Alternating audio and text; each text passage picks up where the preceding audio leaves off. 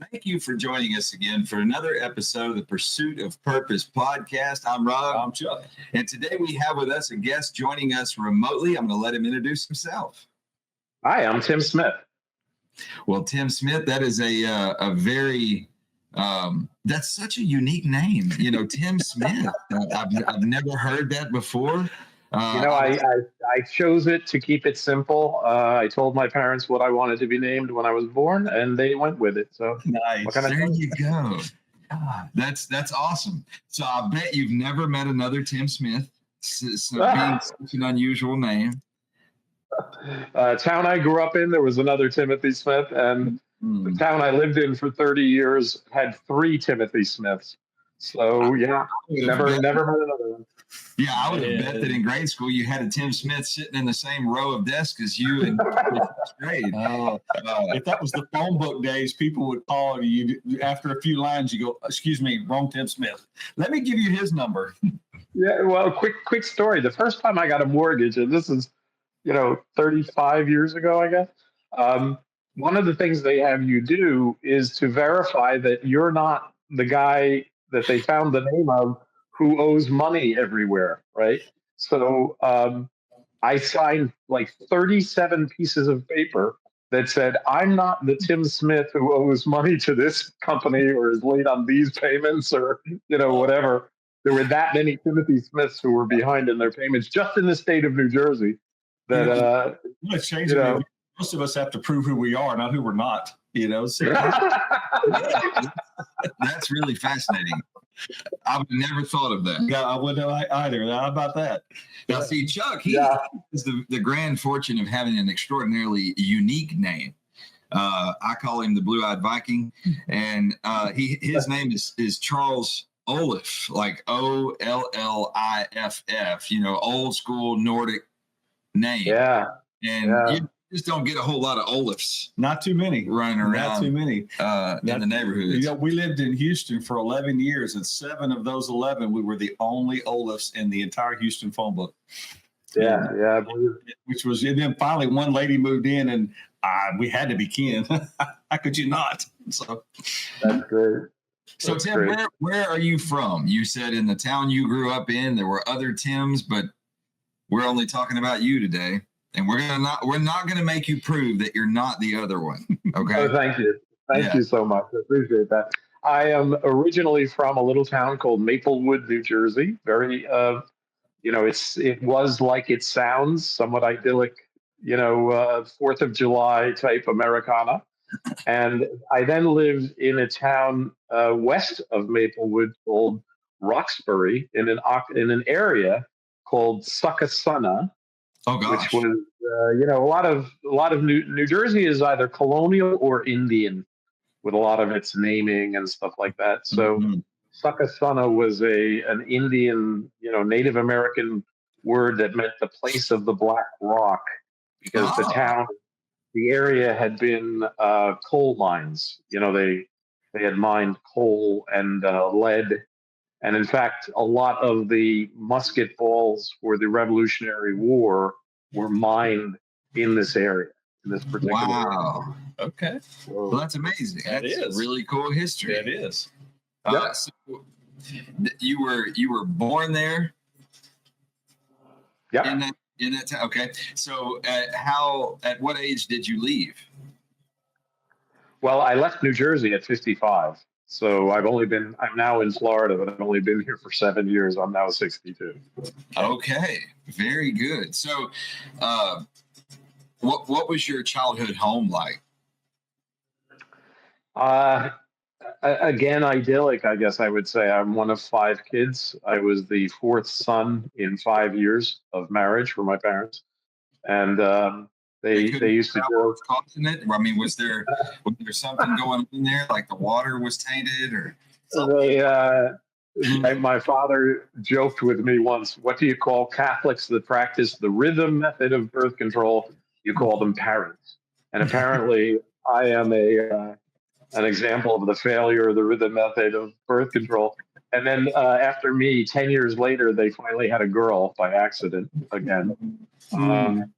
I don't think, I think other than the first pregnancy, not a single one was planned, but that's okay.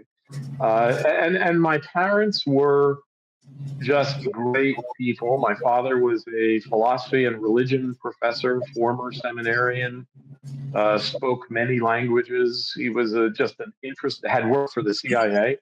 I mean, he had a very interesting life and background. He was a wonderful man, uh, loving in his own way. My mother was smotheringly loving, and my father was just always sacrificing, that kind of thing. They had a very good marriage. They were married 63 years before my father passed away, and I grew up in a loving, supportive household where we were brought up very Catholic. I'm not so Catholic anymore, really, in many respects. You But said that. I hate to interrupt you for just a second here, Tim, but you said something that yeah, I've heard a lot. Mhm.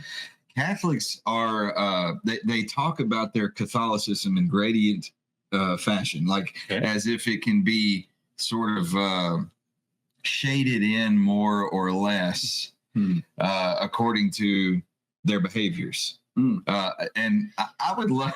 So I'm going to pin you down here, Tim. You're going to be the first person I've ever asked this. So since you were so open about it, and you seem to have good humor, explain what it means to be more Catholic than less Catholic, and to become less over time. Yeah. Okay. Well, if you take a rundown of Catholic theological positions, Okay. and let's start with priestly celibacy, no female priests, um, uh, the position on gays in terms of acceptance or non-acceptance, and those I'm focusing on those three because they're ones where I ultimately have sort of developed issues. The parts of it that are about Jesus, and I mean, I literally do daily readings of the Bible, the daily Catholic readings of the Bible still. I'm very Christian in that regard. But and then theologically, just other. There are a lot of other parts that I have no problems with. But one thing that just troubles me, and it's about most religions, honestly, we're 2,000 years, most Christian religions, we're 2,000 years removed from Jesus. And as a result of that, tremendous amounts of theology have been built up and thought and interpretation. When, if you just read the four Gospels, Jesus's message was very simple and very clear from my perspective. So I'm more of a Jesus person, I guess you would say, than I am interested in all the complicated theology built up over 2,000 years. And I try to stay focused on the core message rather than everything that has been built up around it over time. And Okay. so, because Catholic theology is very long-lasting, I mean, it's 1,500 years older than the Protestant Christian religions. There's a lot more there, and I just find some of it harder to support at this point in my life, and I'm more libertarian politically, so I just believe in live and let live, keep the government out of people's lives, things like that. And You'll get no argument from us on that. Right. yeah, I would expect that from a couple of a Texan and a Louisianan. We love him. We still claim him. He tries to go across the border. It means I've lived longer here than I've lived there, but I take my lumps. I'm good. Okay. I'm a fiscal conservative in my life, and I've been a Republican for my entire adult life, essentially. And my positions on the Catholic Church's stuff are some of the areas where I just tend to be a little more on the liberal side, but it's more because of a belief I have. And this is about purpose.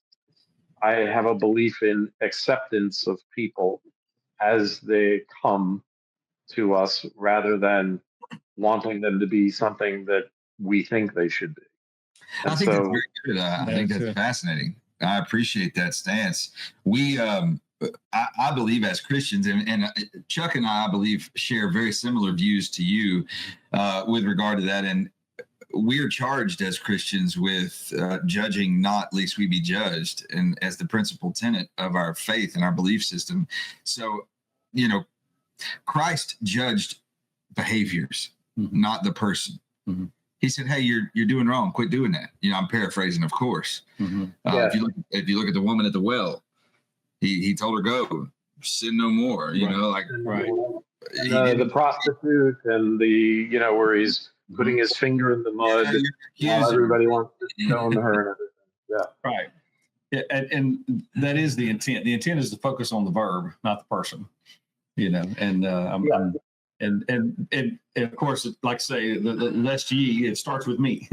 And as a therapist, I have to live at or above what I'm definitely going to be trying to influence, for sure. And I guess we've all three of us have done it as parents and everything else. And not that we haven't failed, but we knew better. Let me crystallize my answer for you. Okay. You're raised a certain way. Certain beliefs are inculcated in you as a child. As you grow into adulthood, and in my case, later adulthood, I guess you might say, you develop your own philosophy. And then you have to look at, how does this fit? Do I still fit? What box do I fit in, if any? Or what box do I want to fit in, if any? Mm-hmm. And you have to make some choices at that point. I actually attend a Presbyterian church probably more often than I do the Catholic Church at this point. Yeah, I know. But it's primarily because I am also a former actor-singer, believe it or not. And they asked me to sing to solo for them a lot. And they've been very receptive of me, despite knowing that I was raised Catholic, and I think they're working me, but that's okay. Yes. Yeah. Well, I'm proud to hear your transformation, or your progress, I'll say, towards where you are now. That looks to me like maturity. Yes. And I believe that there's a lot of people out there that'll relate to that. I myself have never been Catholic in any grade or any shade, but I am a Christian, and I'm very fascinated with your journey. So thank you for sharing. Definitely in our industry, we see that the people who struggle the most are the ones who, for whatever reason, feel this need to live inauthentically. They don't live by what they truly believe. Whether it gives them a profit or, keeps them in some good grace, but they don't believe it, and it hurts. And then eventually it's going to come out. It's going to have its ruin effect or some rate of decay. And typically that's where we get called in, to do some counseling or coaching to help get them to confront in a healthy way to get that truth back in line. Otherwise, things are not going to go well. So good for you. And that goes for everything, doesn't it? Right? Mm-hmm. If you live an inauthentic life in any part of your life, there is tension, conflict, and you can't be at peace ultimately until you work through that. And I'm speaking to the experts, not, so forgive me. I'm just giving my my life observation of this, but I have in the last 3 to 5 years. What's that? I said, don't go accusing us of being experts. It's definitely not perfected, I can tell you that. I have. My last 3 to 5 years have seen a lot of change in terms of aligning to self and purpose and coming to peace as a result of it. Good. Well, that's beautiful. That is. I'm very proud What to would hear you it. say if you could just pick maybe the top 2 to 3 best influences that got you there, that got you to this more enlightened place? Yeah, well, I can tell you, it really started. My wife is a very, very health oriented person, always has been. And about 4 years ago, she took a job working for a clinic here in Sarasota, Florida. They're an alternative medicine clinic. So a lot of it is things that traditional medicine would disagree with or would say is unproven. Um, but she helps people get better when a lot of doctors have not. And the clinic does some very, stem cells and things that are advanced like that. And I've benefited from some of their treatments. Um, and I think the influence of uh, opening myself to say, you know what, I'm going to listen to this. Right. I have a brother who's an MD. I have a brother-in-law who's an MD. They're very traditional. And I was always very traditional. And my wife was more and more and more alternative as the years went by together. So there was that. It wasn't tension, but it was, a difference between us. Mhm. And as I opened myself to her world and some of the people in that world, what I found was that setting aside whether any of the treatments or supplements or anything else worked well, they were just deeply loving people, deeply spiritual people. Um, I matched with them, I aligned with them, to use that word, Mhm. in terms of purpose, of wanting to live a loving life, a life of helping others, basically. And I went from focused all day on building a business and all that goes along with that, which I had done at that point for 25 years, to just a slow evolution of saying, you know what, I am who and what I am, and I can pick and choose somewhat what I believe of what I hear over here, from this community. But what is very clear about the community and this particular community of health oriented people, is that, as an example, if you go to a conference, by the end of the conference, you're hugging people you didn't know 3 days ago. And they're just Conference. spiritual and loving, and you got to go to more conferences, right? Um, and I can tell you, financial services conference rarely end in hugs. Um, a lot of people in my industry are high ego but high insecurity people.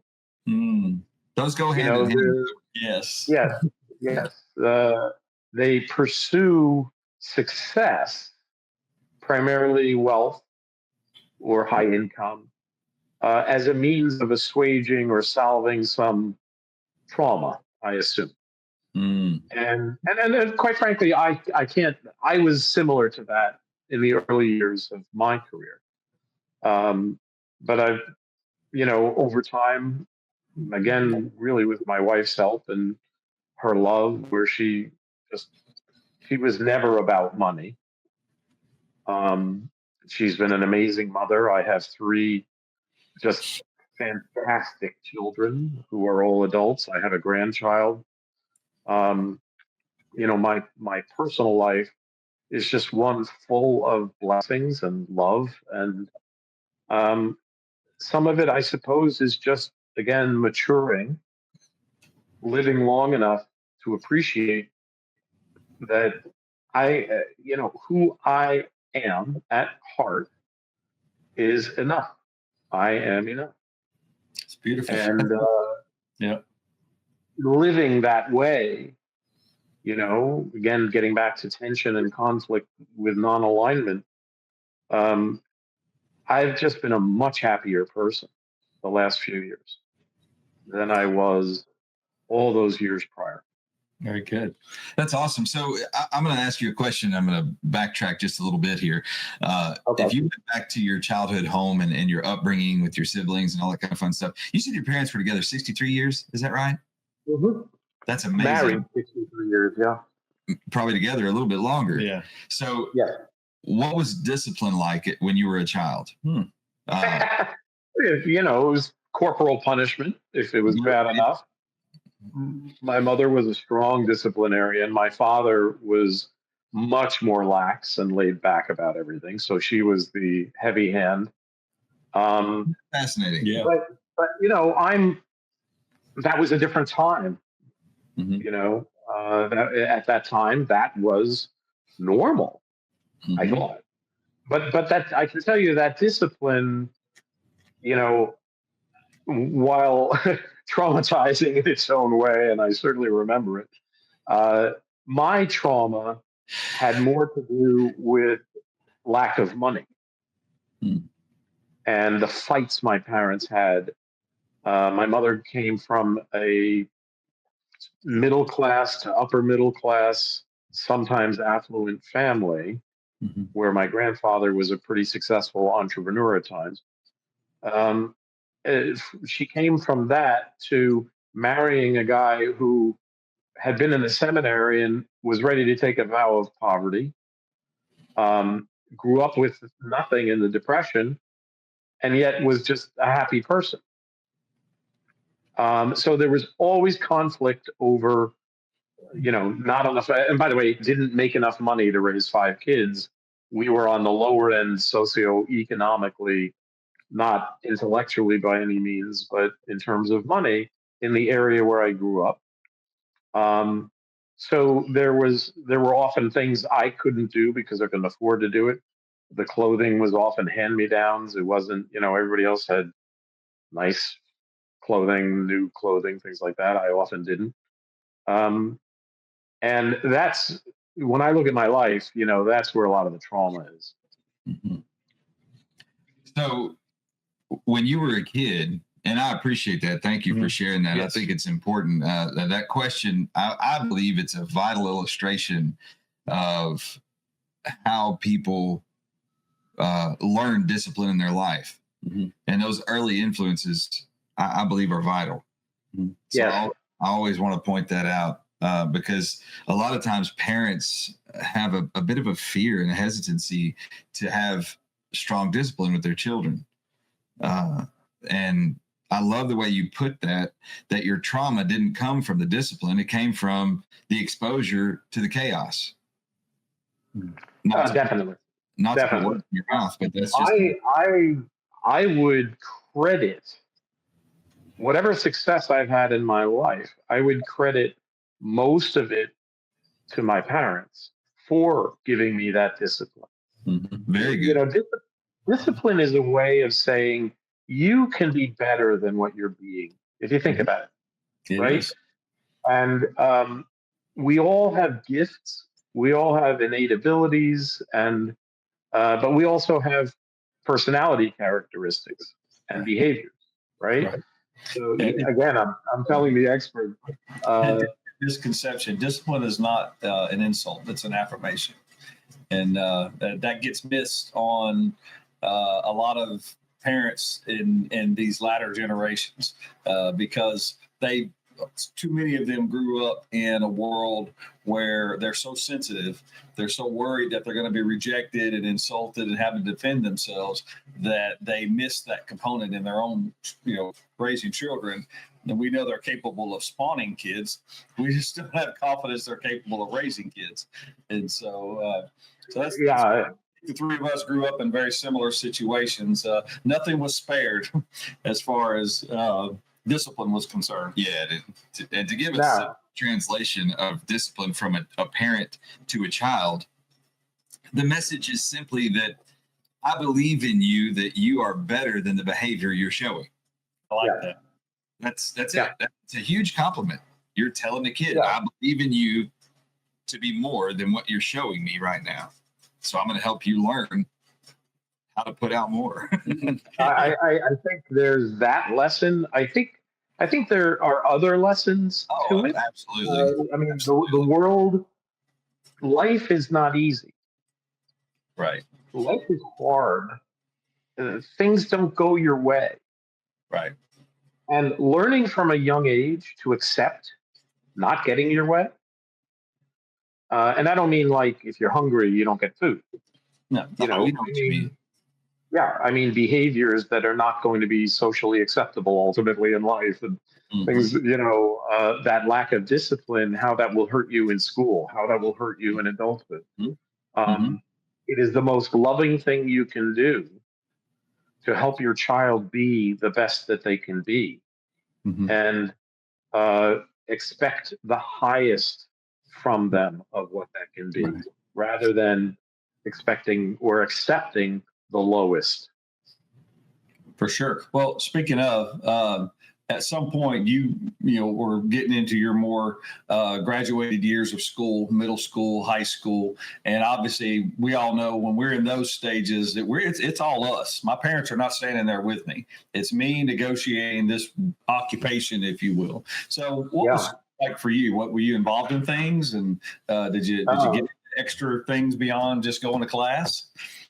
Oh yeah. Well, first of all, I was the kid. I was more the kid that brought the apple to the teacher than, I was not the trouble kid, right? And I credit my parents for that, certainly. Absolutely. The respect for authority. Right. Right. I respected teachers. I respected principals, ALS, principals. And I was always an excellent student.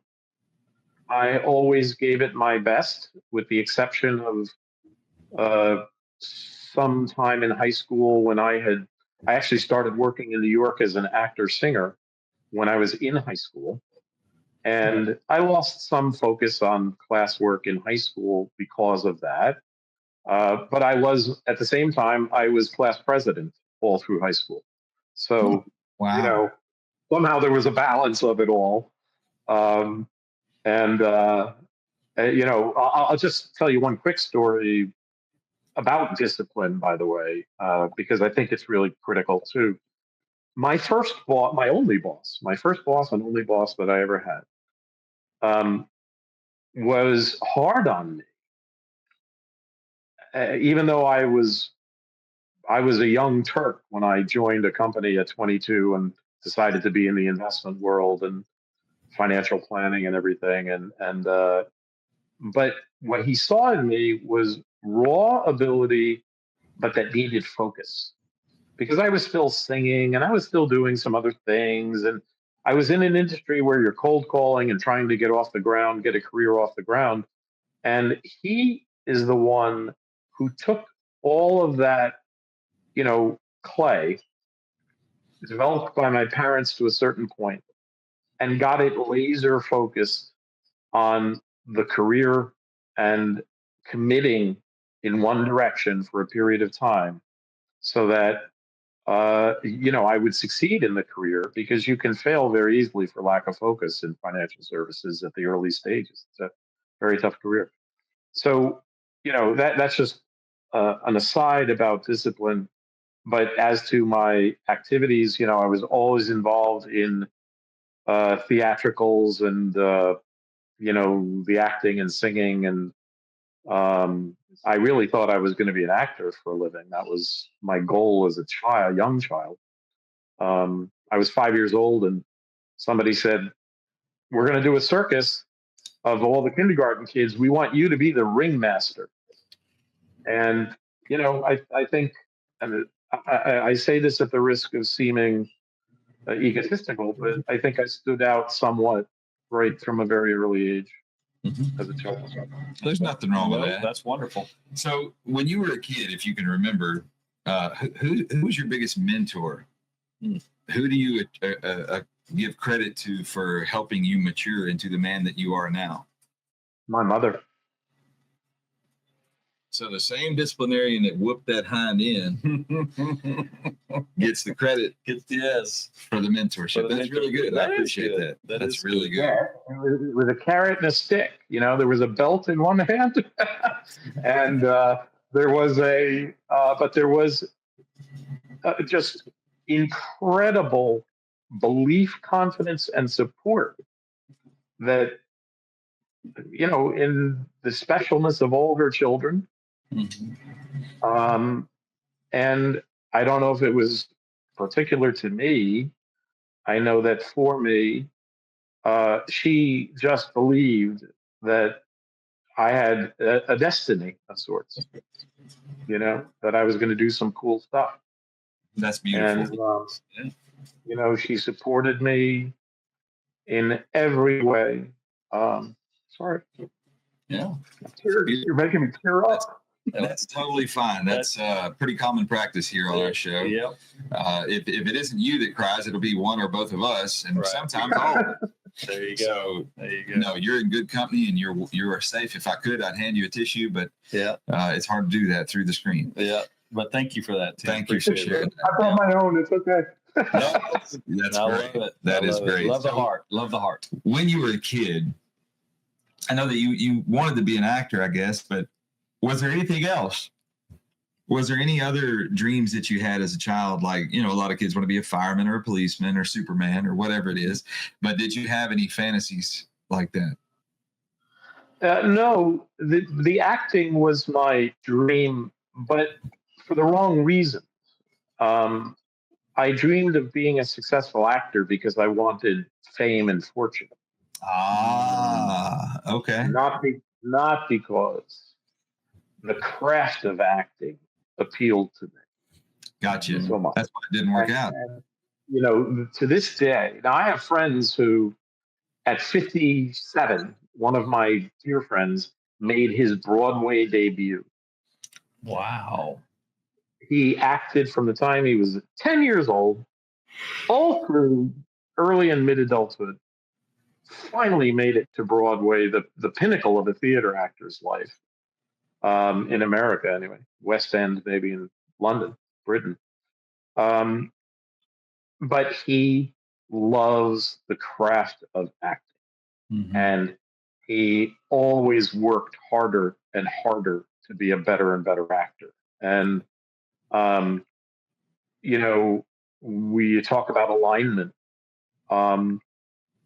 That's where alignment really comes in. I was not aligned ultimately with the work it was going to take to be a high craft, high level actor,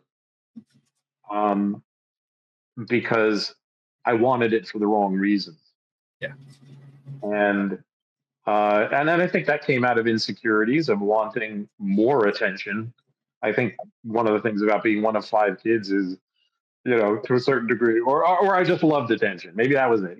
When you're up on a stage, people are clapping for you, right? And that's usually they're clapping for you. So, that's a good experience. And that's probably not uncommon why most people do enter the performing arts. So, but at some point it's going to have to cross over and be more dedicated to the craft than that secondary gain. And it's good that you learned that early on, whether that was a hard lesson or not, you accepted it and then shifted into the financial services. Yeah. And I had made money at acting, believe it or not. I did a lot of television commercials. So you can go on YouTube and see me with hair from 40 years ago, I got you. Okay, Google, and this is for your audience, Google on YouTube, let's see, what is it? Coca-Cola, 1984 Coca-Cola commercial number 2 or something like that, I think it says. And you will find me in a green, what looks like a New York Jets jersey, number 88, in a Coca-Cola commercial that I probably made back then, $10,000 or $20,000 on, and that today would be like $40,000 or $50,000 probably. Now, were you singing the song? I like to teach the world to sing. Do you remember that? No, I sang in operas and musical theater, but never no jingles. Yeah. Well, Well, that's really cool. We'll have to look that up. definitely will. Thank you, Tim. Yeah. I may look that up and put it next to some of your clips when I release some of the shorts from this interview. Yeah. Okay. I think the audience might get a big Be kick like, out of remember that. this guy? Yeah. Yeah. Oh man. Okay, great. You have an interesting journey, like so many of us do who pursue our purpose. You went from the desire to be an actor. So tell me, what did you do in your early life as far as other than acting? Were there any other career paths that you were a part of? Not really. I played baseball and tennis. Um, but from a career path standpoint, Yeah, profession. um, yeah, I was always very strong in math. And, my grandfather had been an entrepreneur. So I had exposure to having a family business, having your own business. Right. And so I honestly never envisioned myself like corporate, working for a company, having a job, having bosses, or succession of bosses, or succession of jobs, or levels. Um, it was never in my mind, to be quite honest with you. So, how did the transition happen from acting into financial services? Well, again, I had made some money at acting, and I invested that money. Okay. And my parents knew nothing about investing because they never had any money to invest. So I didn't grow up in a home where dad was reading the stock tables and saying, "Tim, you should see XYZ here." Um, I I grew up going on trains back and forth to New York City from northern New Jersey and seeing businessmen with the Wall Street Journal open to the stock tables. And I found all that really fascinating, that you could buy a stock and the stock might go up in value more than just leaving your money in the bank. And, Okay. those concepts, how that happens, why that happens, and how it can impact your financial future, coming from a family where there was A, no money, B, no financial knowledge, right? Mhm. Again, my father was a theologian, for God's sake. I mean, he could talk about Aristotle and St. Thomas Aquinas all day long, but knew nothing about income taxes or budgeting or, just simple, basic financial things. And so I can see it today. I don't think I saw it at the time, but I found a mission aspect to helping other people. Well, first of all, learning myself about personal finance, and Mhm. then helping other people avoid some of the kinds of family life experiences that I had had, where that lack of either resources or knowledge or both would lead to conflict. So I'm gonna take a stretch with this and see if I can draw it together. So it Okay. sounds to me like, we're all on a hero's journey. You know the concept of the hero's journey? I'm sure you do. Interesting concept. Okay. So we are all in this. Yeah. We start out seeking a hero. Then we want to become the hero. And what it sounds to me like is you saw your childhood and you wanted to become somebody else's hero to help save them from that source of chaos that traumatized you Exactly. through the financial difficulties of your childhood. And I admire Exactly. that. That's really good. And it also illustrates that everything that we experience, that we see as a problem, or as in your case, as you described it, a trauma, actually brings us the opportunity to pull our life's purpose together. I think many people find purpose from trauma. Ultimately, my wife, for example, had Lyme disease for a long time, and then had a devastating biking accident where she broke her neck and a bunch of bones. And did you say biking or Viking? Because Chuck hadn't been honest. You said biking with a V, right? I was make sure. I was mostly disinterested until this point. Yeah. It was the Olaf family that attacked her while she was riding a bicycle. It's starting to come back to me in some civil lawsuit or so. I don't know. No. Well, now that I have your name, Chuck, I have somebody to send these papers to. Do it. Sir. I'll give you everything I have. And it's mostly BS, but that's okay. She had a biking accident, please. Yeah. She had this horrible biking accident. She was initially paralyzed from the neck down, but she had not. You want to talk about like divine intervention? Okay. So my wife at the time had been suffering from osteoporosis because her bones were brittle following the third child we had and breastfeeding and calcium depletion and everything else.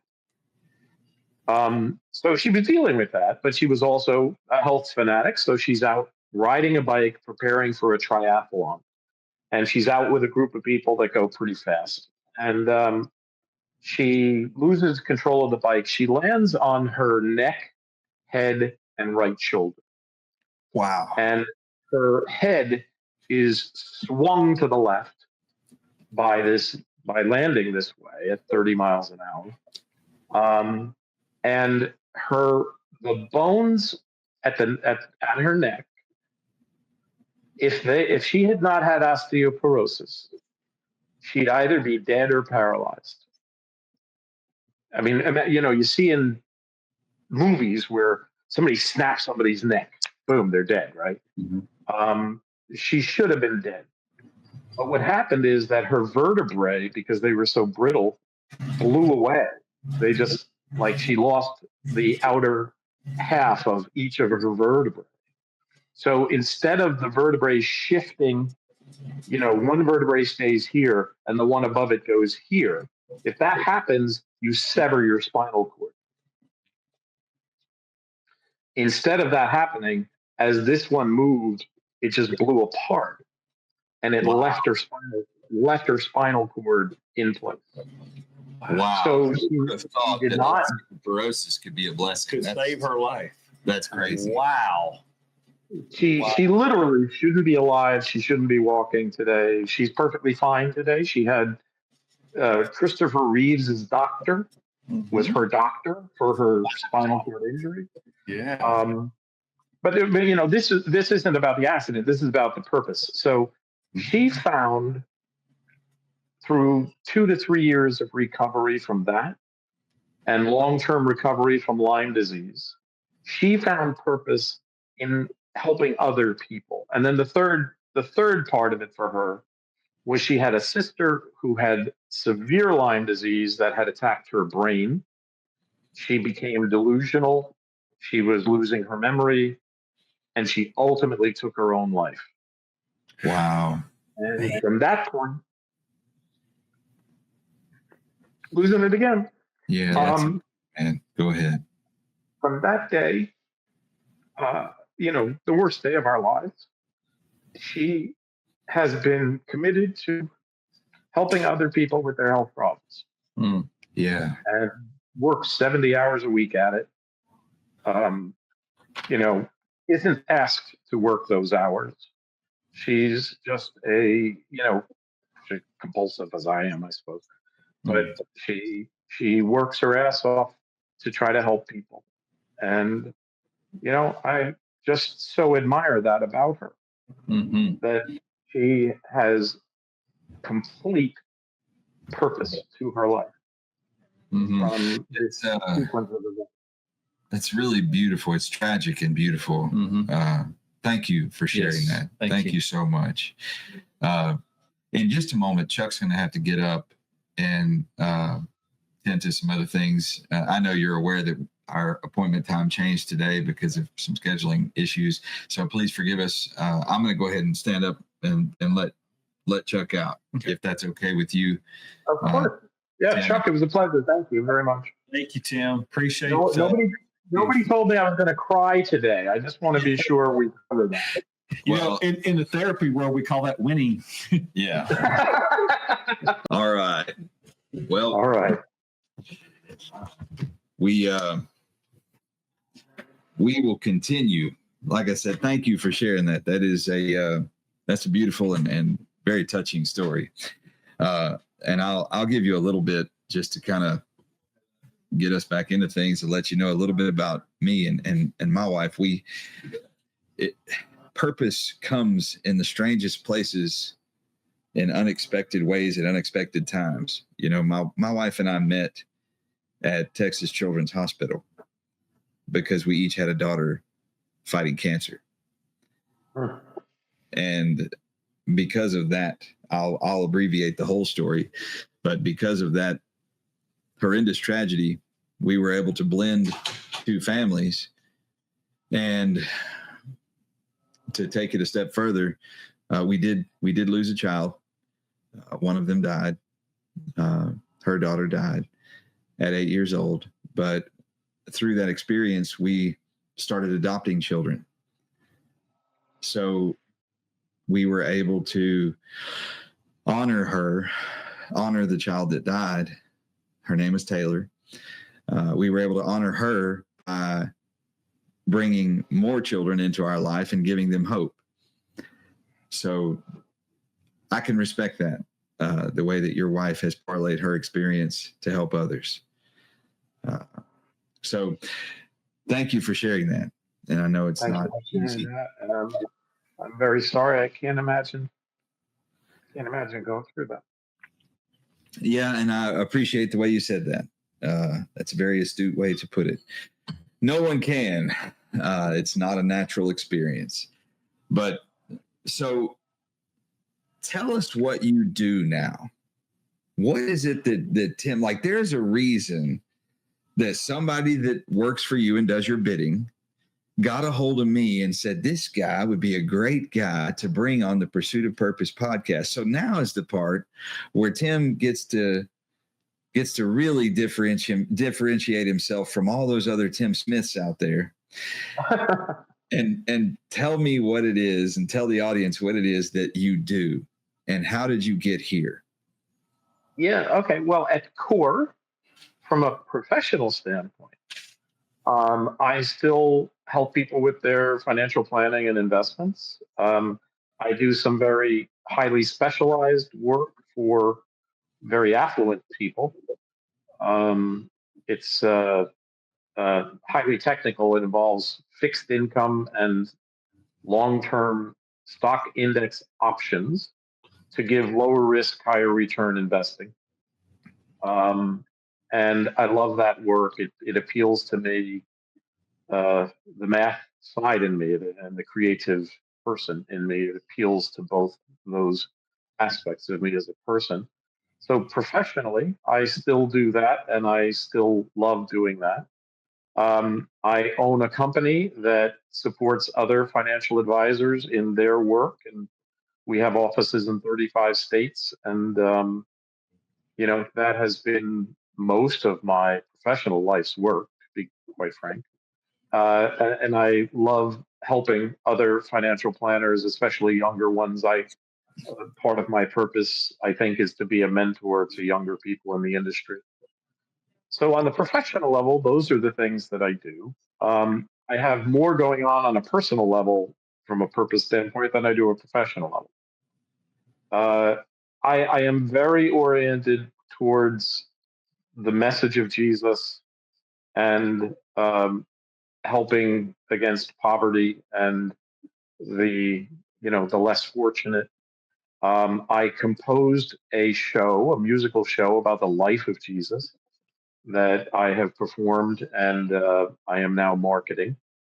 That show, the design of that show is I pay for the show, and churches or third parties can use the show as an event vehicle for fundraising as long as the money goes to poverty or homeless causes. So that's number one. Number two, I am also involved in an effort to try to work on some of the chronic problems of homelessness and poverty in one of New Jersey's largest cities. Trying to bring, quite frankly, business type solutions to the policy issues or initiatives that exist to make sustainable, lifelong changes for people who want a different life than what they've experienced to that point. So I'm involved in that. With my two daughters, and I have a son also, but my two daughters, we run something called The Financial Dad, which is a podcast, and where I educate young people about personal finance. So young kids don't get any real financial education, as I didn't. And if you grow up in a home, as I did, where there is no financial education or limited financial education, we've put out, I don't know, 120 videos or something like that on personal finance topics like credit cards and banking and investing and budgeting and insurance, wills, trusts, just basic stuff to educate people, about those kinds of issues. And I'm also I'm involved in an effort that is, and this is, I would say, the highest level, purpose-driven thing that I'm involved in. There is someone in Europe who started a community that their objective is just to spread love in the world. That's all they're about.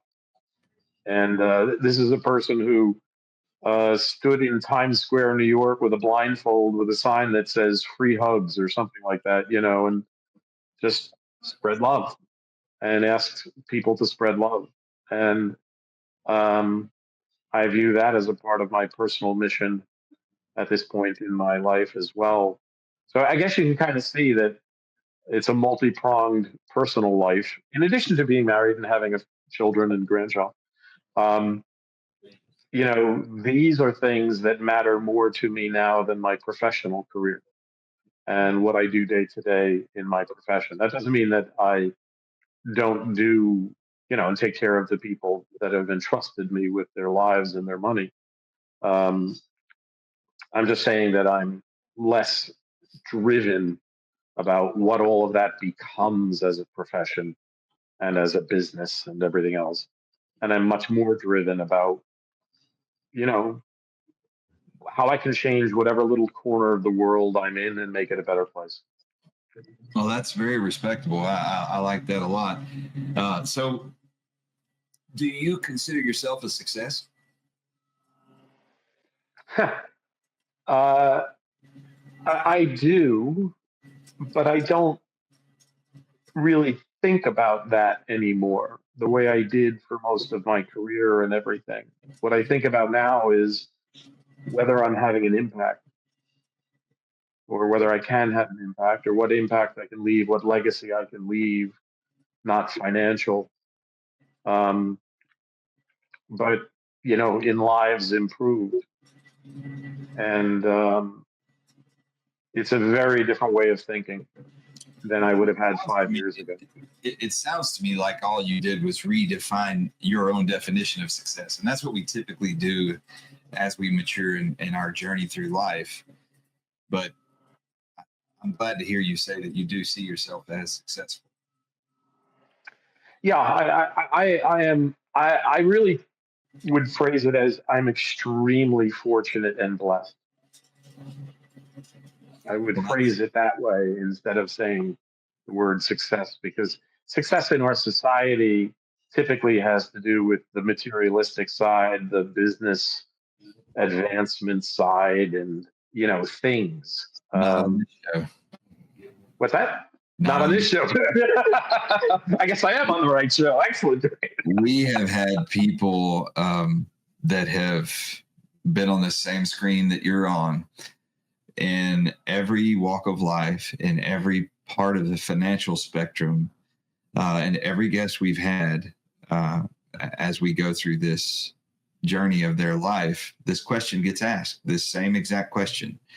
And the answer is yes, you are successful. And we don't measure success. And if you're wise, a person with any amount of measurable wisdom will tell you success is never measured materially, because the material comes and goes. The success is always measured in legacy. And it sounds to me like that's what you're focused on the most anyway, is your legacy. It is, and I don't want to discount how focused I am on my family legacy. Yeah, that's part of it. You know, Yeah. I hope that my children will talk about me long after I'm gone. Well, let's put a little more into that, Tim. Let's hope they talk about you in a positive way. Right. Yes. I started to well up, and I couldn't get that part out. Right? No, I was trying to help you. I was trying to help, bring it up a little bit. But yeah, they're gonna talk about you. That's an option. But I want them to talk about you as a positive influence on their success. Yeah. I want them to see. I want them to see your legacy as one worth carrying on and being a part of. I'd love it if when they're 60 something, if they're saying, my father was such a good role model. Because honestly, that's what I say about my father. He was the most Christ-like. And, my mother was an influence in that regard, but my father just lived it all. I don't know if I'm making that distinction clear. Oh, absolutely. That's actually the definition of bearing witness as a Christian, is to live it. Yeah. We're not supposed to beat people over the head with the Bible or shame them into submission. We're supposed to live with grace, to live as someone who draws people to want to know what we're all about and how we got this way and how they can do it too. And the way you describe your dad, that's how he lived. It truly is. He was just a soft-spoken, Christ-like figure. That's beautiful. I mentioned earlier, the Bible passage where a woman is accused of adultery and everybody wants to stone her, and Jesus just sits down on the ground and starts rubbing his finger in the mud or drawing in the mud or writing in the mud, whatever he did. And he just says, oh, let the first one among you who's without sin cast the first stone. And that would have been my father's way of dealing with a problem. To say something very profound and simple, quietly. That was my dad. That's such a beautiful story, because Christ's example there in that story, if you extrapolate the scene, if you try to imagine it, like you described, he's dabbling in the mud or whatever, as it describes in the story. And it indicates, or it alludes to, that he didn't even look at her as to not shame her. There was nothing about him that said, shame on you. No. And instead he took the accusers to task by letting them, not even shaming them, but letting them see the shame in themselves for themselves, by keeping it so simple, just like you say. And I'll bet that your dad is looking down on you with extreme pride, hearing you describe him and hearing you carry out that, want to be a part of that legacy in the way that you are. Like, could there be any prouder moment for a dad to a son? God, I hope so, Robbie. That's beautiful, man. It's nothing. Think about what you just did and what you said you want your kids to do. If you're carrying out that legacy and you admire your own dad, I can only imagine that your kids see that same thing in you. I just hope so. But thank you. I hope so too. So we're drawing to the end of the show here, and what I'd like to do is give you an opportunity. Is there anything about you that we didn't ask, or that I didn't ask, that I should have asked? That's an important part of men, that that the audience needs to know and that I need to know? I think just about everything else that I can think about myself, that might. I'll tell you one thing quickly. I've sung for 3 U.S. presidents, and I've met 5. What? So I mean, I've had some extraordinary life experiences. Who have you met and who did you sing for? Tell us who the presidents were. So the second and third ones were Clinton and the second Bush. Okay. So I have a quick story about each of these. I sang at a conference, and actually the singing is on YouTube also, but I look like hell. I'm not going to even tell you which one it is. There's a stage. 3,500 financial advisors from around the country are in the audience, and I go up and I sing the national anthem a cappella.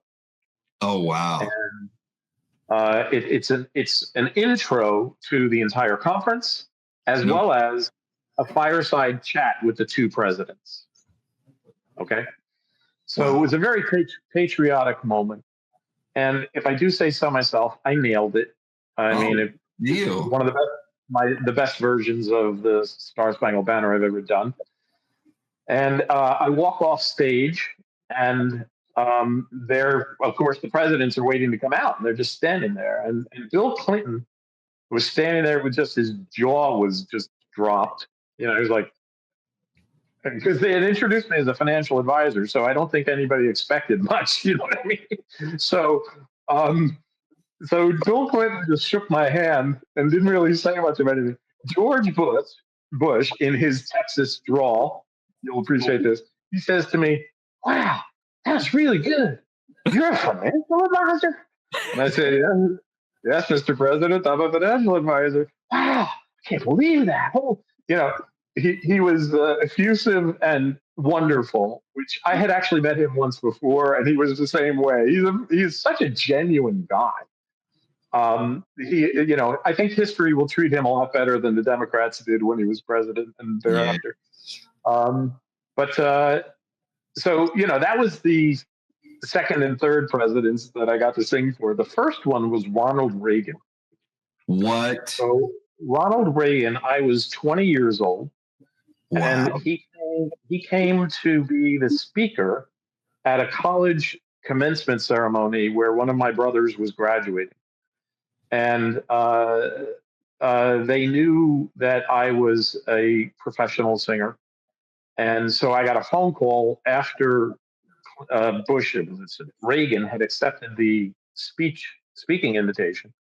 I got a phone call saying, "You're not going to believe this, but President Reagan actually accepted our invitation. We didn't expect him to.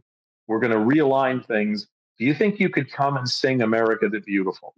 It's his favorite song. It's his favorite song, and he really loves it when people do that." And I said, "Are you kidding? Of course, it's an honor, So at this commencement, I sing "America the Beautiful," and it's one of my favorite songs. So it went very well. And afterwards, there's a reception line, and I get to meet him, and he's big, gregarious, larger than life. Everything that everybody knows about Ronald Reagan is true from that standpoint, And he looks at me and goes, "You're the guy who sang America the Beautiful." And I said, "Yes, sir, I am." And he said, "I want you to know, young man," God, I'm losing it again. It's okay. "You brought tears to my eyes singing now." Thank you. You made Ronald Reagan cry. Yeah. Well, either that or he's a damn good liar, whatever. But it makes for a hell of a story if it's true. The story is true, whether he cried or not. I don't know. He was a politician, obviously. But yeah, I just said thank you. I mean, I'm just a jaw. Oh, thank you, Mr. President. Thank you, Mr. President. That's all I could get out of my mouth in that moment, So singing has brought me some incredible experiences and opportunities that also have formed me, I guess you would say.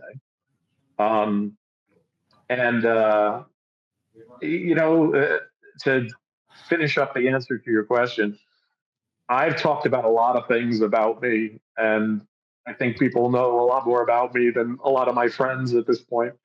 Um, so I that's probably the only thing that's really remarkable about my life. Oh, I doubt that, but that is very remarkable. But I doubt it's the only thing. Well, I mean that I haven't talked about yet. If everything else, hopefully, was somehow remarkable, But that's pretty fascinating that you sang and have met so many presidents. Yeah. Not too many people can say that. Yeah, I mean, a lot of people never meet a president. So, to be face to face and handshake, and I met the first George Bush, and I've met Donald Trump also. So, they it is a unique experience every time. And whether it's because psychologically, in your mind, this is, someone so incredible, someone so historic, or because you're actually feeling the energy of that person, there is always, or both, there is always something really different about them. George W. Bush, I would say, had the least of that star power part, but he had the most of, the guy you'd go for a beer with aspect. That's what I've heard about him. Everyone that I've heard of that has talked to me about it, that has met him, has said that he exhibited so much authenticity that it was impossible not to like him as a person because of his authenticness. And that is an enormously admirable quality. And I've heard people say that he was in a personal realm, he was the last person they'd expect to lie to them, because he was he seems so authentic. Which I think that's amazing as a politician to have that be one of the most obvious attributes when people meet you. And that's, I'm sure, what lended his success in his career. It's pretty amazing. Well, thank you so much for sharing that. That's just some great history to have lived through and experienced, to be a part of. So, some questions that I always close the show with. And and first of all, I want to thank you. Thank you for being a part of our show. Thank you for being a part of the pursuit of our purpose, and thank you for letting us be a part of the pursuit of your purpose. Thank you. And I appreciate it. There are two main questions that I ask every guest in closing. But before I do, I'm going to ask you this one. This is one that I don't always ask in closing. So, what is your biggest failure in life, you personally? Whether it be financial or personal, whatever it may be, what's your biggest failure? Yeah, I would say it was losing sight of how good my marriage was and putting the focus more on me at a certain point that damaged my marriage. That is that's an astute observation, very profound. I can tell you that you're definitely not alone in that. I would say that most of us driven people experience that at some point. I know I'm guilty, so don't feel like the Lone Ranger. Thanks. It's a while ago, and there's been a lot of hugs and kisses and tears and therapy and tears with you. I can't imagine.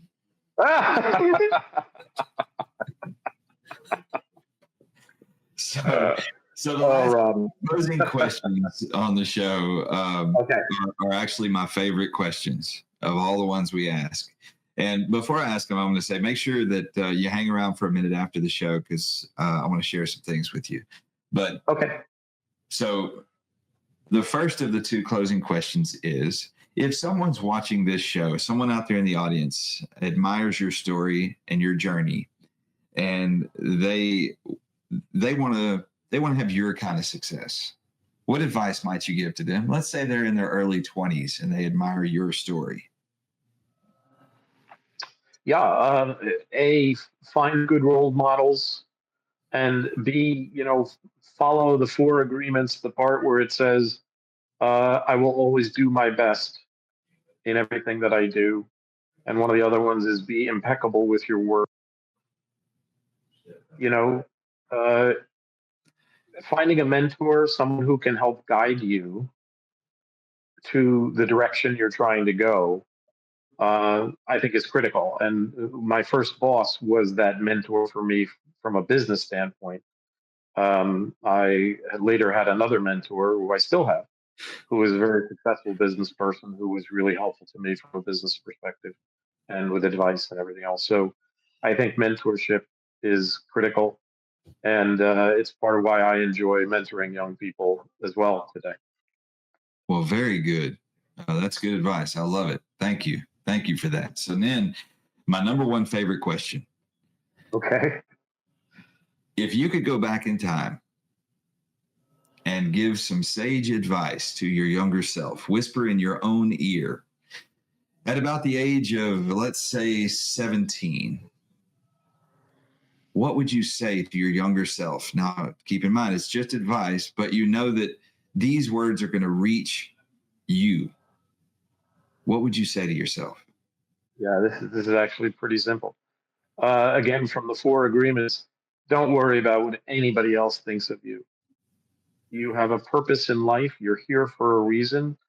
God has given you certain skills and gifts and abilities, and you will find what that is. Stay true to yourself at all times.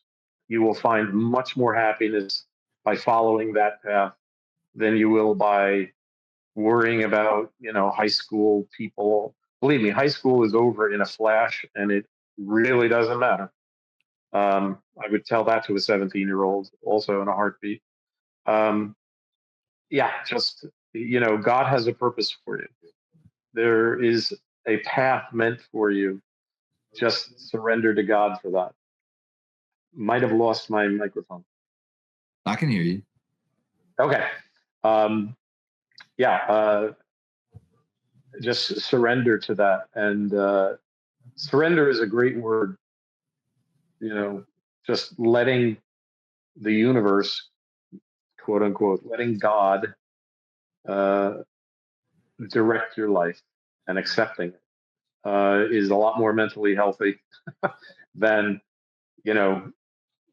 living your life by what other people think and other people's expectations. Just be the best that you can be.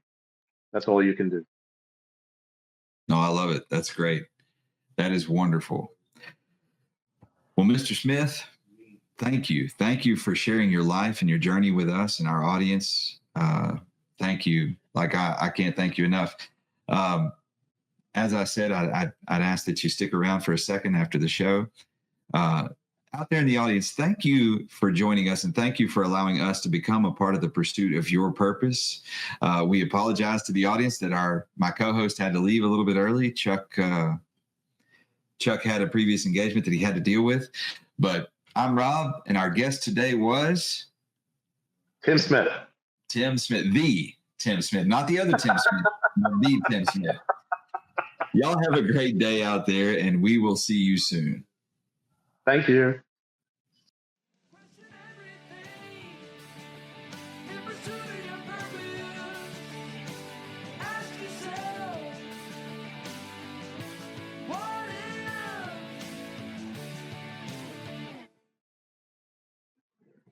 All right. Can you hear me?